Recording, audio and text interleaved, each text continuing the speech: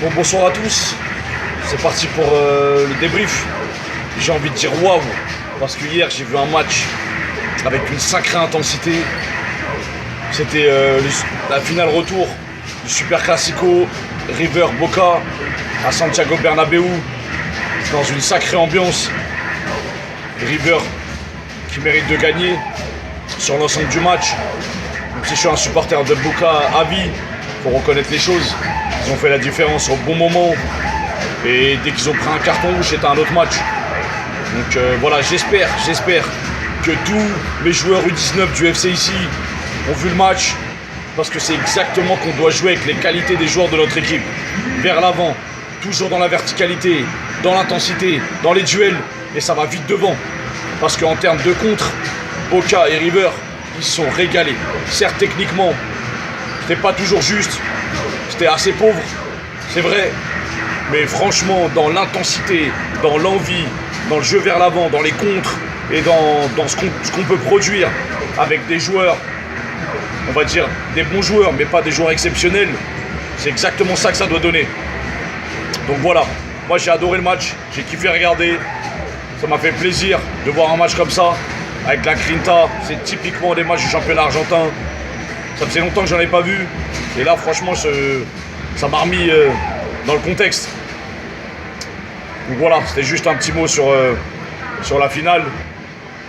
Ensuite, pour tout ce qui concerne la Ligue 1, je ne vais pas en parler. Il n'y a pas de raison, il n'y a pas de gros match. Lille qui a fait match nul, qui a du mal à avancer, qui a du mal à prendre des points en ce moment. Donc j'en parlerai pas, je vais me concentrer sur les autres championnats.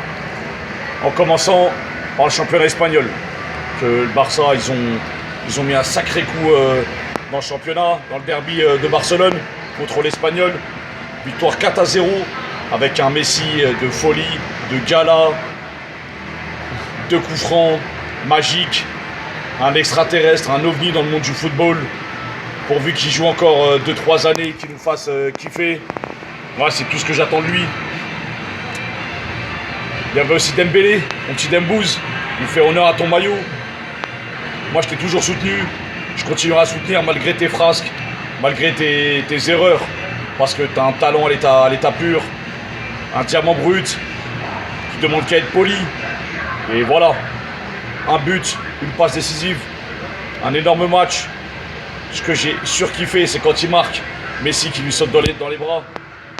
Ça montre que voilà, l'état d'esprit il a changé et qu'il est en train de faire la différence petit à petit. C'est ça qu'on aime. Donc Barça, on continue. En Ligue des Champions, ils sont toujours en tête. Donc rendez-vous en 2019 pour la suite des événements. Le Real qui gagne difficilement à l'arracher 1-0 grâce à un but de Bale. C'est compliqué pour le Real en ce moment. L'Atlético qui met une gifle à Alaves à la maison 3-0 avec Griezmann buteur notamment. Et derrière ça suit Séville qui a eu du mal, qui a fait match nul à Valence. Franchement, ils prennent un but dans les dernières minutes, ils ne doivent jamais le prendre. Ils mènent 1-0, ils dominent presque tout le match. C'est vraiment dommage pour Séville. On a voulu qu'il y ait un peu plus de concurrence pour le Barça, mais là ça devient compliqué. Voilà pour la Liga. On passe à la Serie A.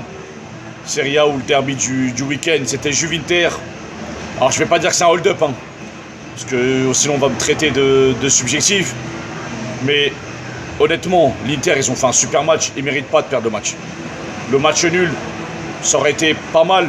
Mais normalement, l'Inter doit gagner le match. Ils ont eu beaucoup d'occasions. Ils ont créé du jeu. Ils ont mis en difficulté la Juventus, qui est la meilleure équipe d'Italie. Et au final, ils perdent le match. Manque d'expérience, je dirais. Et surtout, manque d'envie. Surtout sur la fin de match, où ils auraient pu égaliser. C'est dommage, donc là ils prennent le large, la Juve c'est fini, championne d'Italie, parce que Naples derrière, certes ils ont gagné 4-0, mais ils sont trop loin au classement pour pouvoir rivaliser. Donc voilà, petit mot sur Naples, encore un plaisir personnel, des 2 joueurs qui ont été fantastiques du côté du Napoli, c'est mes 2 petits Algériens. Le premier c'est Adamounas, qui a été vraiment fantastique pendant tout le match, qui a marqué, qui a provoqué, qui a fait du sale concrètement. Je suis content pour lui, je veux pas qu'il parte du Napoli. Ancelotti va le faire progresser petit à petit.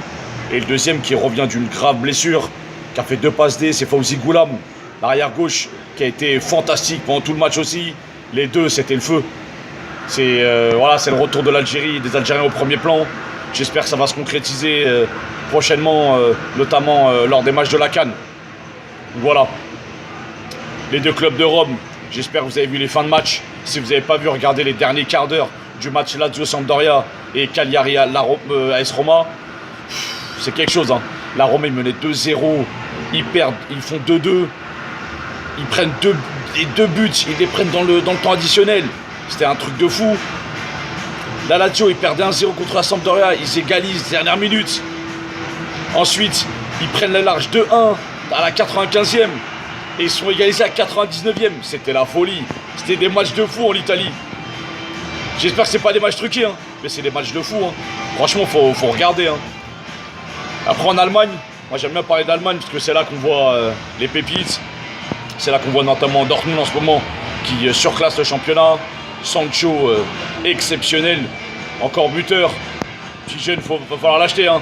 Faut pas le laisser à Dortmund, hein. Faut faire quelque chose avec lui. C'est un sacré joueur, hein. Une sacrée pépite de footballeur.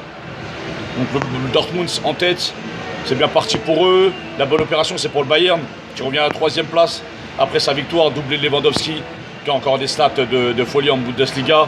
Et Ribéry buteur, c'est bien pour lui. Bientôt la fin de sa carrière, donc il en profite encore. Et Mönchengladbach qui garde la 2e place. Donc on a un beau trio de tête en championnat. Et bientôt la trêve. En tout cas pour eux, c'est une longue trêve en Allemagne, donc ils en profitent pour se reposer et nous ramener du beau jeu en janvier. En Angleterre, l'affiche du week-end, c'était Chelsea City. Maurizio Sarri qui a gagné la bataille tactique contre Guardiola, qui lui a fait mal dans les zones importantes du jeu, au milieu de terrain notamment, où il a réussi à bloquer complètement le milieu de terrain de City. David Silva inexistant. N'Golo Kanté, un gros N'Golo Kanté qui a marqué, qui était buteur. Chelsea qui gagne 2-0, c'est mérité, hein. Franchement, ils leur ont fait mal à City. Première défaite de la saison en Première Ligue. Et du coup, ça laisse l'espace à Liverpool, qui a été gagné 4-0 à Bournemouth, grâce à un triplé de Mohamed Salah, qui prennent la tête du championnat. Tottenham, qui revient derrière aussi. Victoire 2-0 à Leicester, avec un but de Dele Alli. Dele Alli, c'est le retour aussi. C'est un joueur qui s'est perdu parce qu'il avait une sale hygiène de vie. C'est un petit peu voilà, la même chose que Ousmane. Mais là, il est en train de revenir petit à petit, il est en train de prouver qu'on pourra compter sur lui dans les années à venir, parce qu'il est encore jeune. C'est un joueur que j'apprécie, donc je parle de lui. Arsenal, qui gagne grâce à Torreira. Un match de fou, Torreira. Il était monstrueux, il était partout, dans toutes les zones. Donc c'est mérité pour Arsenal. Et United qui gagne 4-1, facile. United, ça va finir 5e, 6e. Ils sont trop loin des premières places pour pouvoir rivaliser. Ils ont fait trop de nuls et trop de défaites pour pouvoir rivaliser. Donc je pense que la suite du championnat, ça va être un petit peu en roue libre. Sauf si pendant le Boxing Day, ils arrivent à rattraper des points. Donc voilà. C'était pas mal ce week-end. Surtout ce que j'ai aimé, c'est les buts. Donc le top but, il va être difficile à faire. Même si je suis obligé de mettre Messi dedans. Parce que les 2 coups francs qu'il met, ils sont magiques. À chaque fois que Messi tire un coup franc, pour moi c'est un penalty, c'est même pas un coup franc. J'ai même vu une stat, je vais vous en faire part parce qu'elle est violente. Sur les 5 dernières années, Messi il a mis 19 coups francs avec le Barça. Sur tous les clubs des grands championnats, il n'y a aucun club qui a réussi à mettre 19 coups francs. Les seuls, c'est 18 coups francs. C'est la Juve. C'est un truc de ouf. C'est-à-dire que Messi à lui tout seul, il a réussi à mettre plus de coups francs que tous les clubs sur les 5 dernières années. C'est un malade. C'est un génie. Donc voilà, il y a eu des beaux buts, hein. Il y a eu le retourné de Torreira. Il y a eu le premier but de United de la part d'Ashley Young. Crochet, frappe enroulée. Lucas, le but de Dembélé, il est beau aussi. Le but de Quintero, le joueur colombien de River. Frappe sous la barre rentrante. Magnifique aussi. C'est pas mal, hein. Il y a eu des beaux buts, hein. Franchement, c'était agréable ce week-end à regarder. Donc merci à tous. La semaine prochaine, en l'occurrence cette semaine, c'est la Ligue des Champions. Les matchs décisifs de la 6e journée. À regarder avec impatience, ça commence demain.